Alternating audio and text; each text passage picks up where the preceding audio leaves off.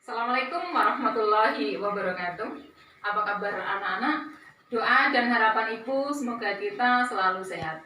Oke, di semester 1 kelas 7 ini untuk pertama kali kita akan belajar IPS tentang materi yang pertama. Namun sebelum materi kita mulai, tolong perhatikan ini ada beberapa tampilan yang bisa kalian lihat untuk memasuki materi berikut. Yang pertama, coba perhatikan ini anak-anak. Ini ada gambar gua Ware, ya silakan kamu lihat gambar gua Ware. Kemudian di sini ada gambar pantai pasir putih, bisa kamu lihat pantai pasir putih. Kemudian ini juga ada gambar wisata Jolong, sudah.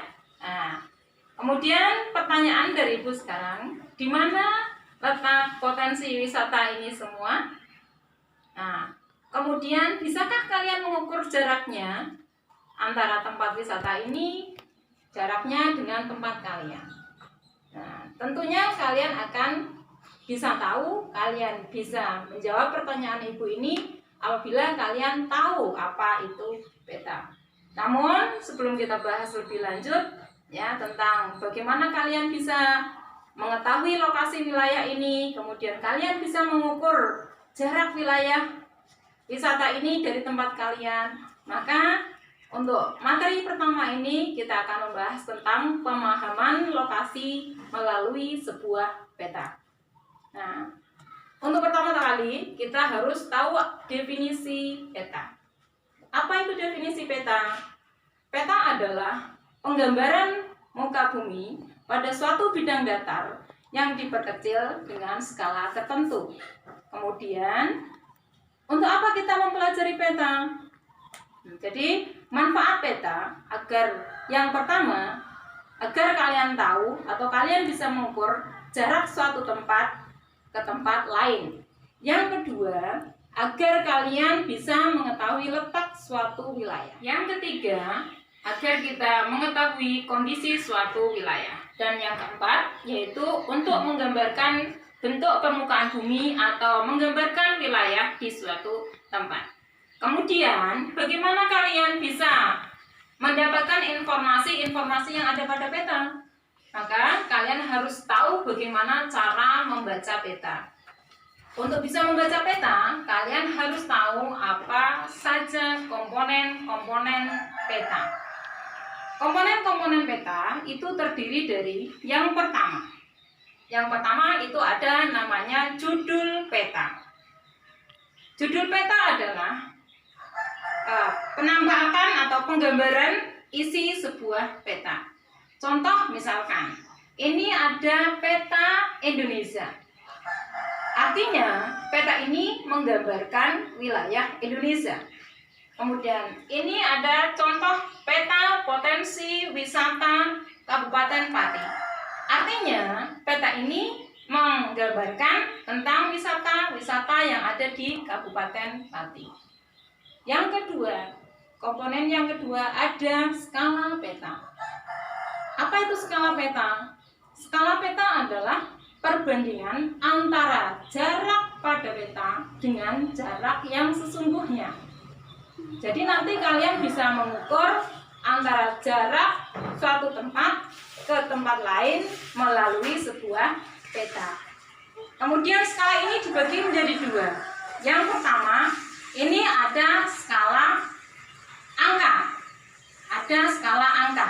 Ya, kemudian ada juga skala garis.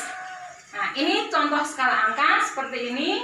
Kemudian ini ada contoh juga skala garis.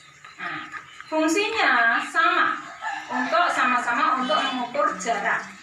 Nah, perbandingannya, misal 1:1 juta, itu artinya 1 cm pada peta itu mewakili 1 juta cm jarak yang sesungguhnya.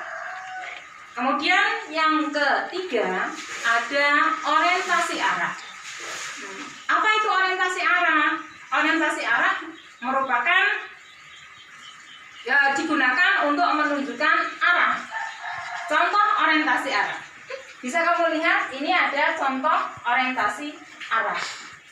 Umumnya, orientasi arah menunjukkan arah utara. Ya. Komponen selanjutnya yaitu ada insert. Apa itu insert? Insert adalah suatu peta kecil yang menunjukkan daerah yang dipetakan. Ini adalah contoh dari insert.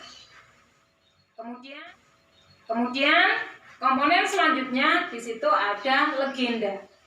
Apa itu legenda? Legenda adalah berupa simbol-simbol yang ada pada peta. Contoh legenda, bisa kamu lihat ini adalah contoh legenda. Contoh legenda misalkan ada jalan. Jalan ini akan berupa garis lurus, contohnya ada jalan utama, jalan provinsi, kecamatan, kereta api, kemudian ada simbol pom bensin, simbol masjid, dan sebagainya. Ini adalah legenda. Kemudian selanjutnya ada simbol peta.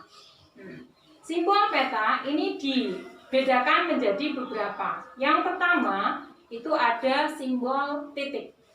Simbol titik ini nanti akan dikombinasikan dengan berupa bentuk bujur sangkar, bentuk lingkaran, ataupun bentuk segitiga.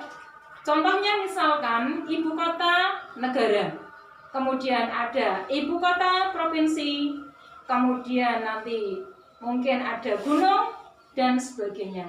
Contoh simbol titik. Selanjutnya ada simbol garis. Simbol garis ini diantaranya nanti dapat berupa ada yang berupa jalan akan disimbolkan dengan sebuah garis lurus. Kemudian ada sungai disimbolkan dengan garis yang berliku-liku. Yang selanjutnya yang keempat ada simbol area. Merupakan ilustrasi dari objek yang ada di lapangan. Contoh, misalkan ada sawah, kemudian danau, kemudian daerah rawa, kemudian ada juga bukit kapur. Demikian pembahasan materi pada kesempatan kali ini. Semoga akan menambah pengetahuan kalian. Dan Ibu akhiri pertemuan pada kesempatan kali ini.